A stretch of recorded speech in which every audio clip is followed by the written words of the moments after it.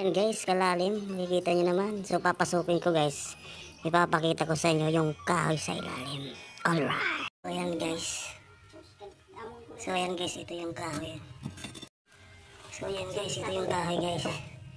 Kita nyo naman guys, kalalim. Yan. Yan. Ito po guys yung kahoy. Kanina nakita ko siya guys. Pagpunta ko. Palalim po siya guys. Papunta doon tapos papunta dito. Ayan guys. Nakikita nyo naman guys. Nandito ko sa loob ng balon. At meron po dito kahoy. So ayan guys. Yung kahoy nasa ilalim. So ayan. Nandito ako ngayon sa ilalim ng balon na ginagawa namin. So nakikita nyo naman kung gaano kataas.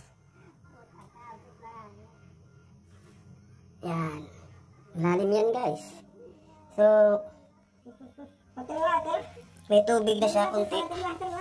Yung pinagtataka lang namin guys, bakit may puno dito ng kahoy sa ilalim.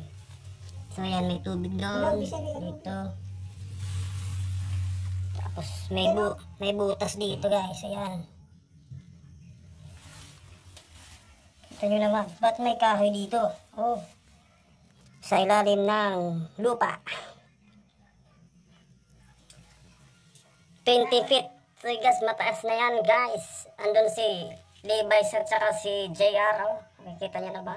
Alright. Oh.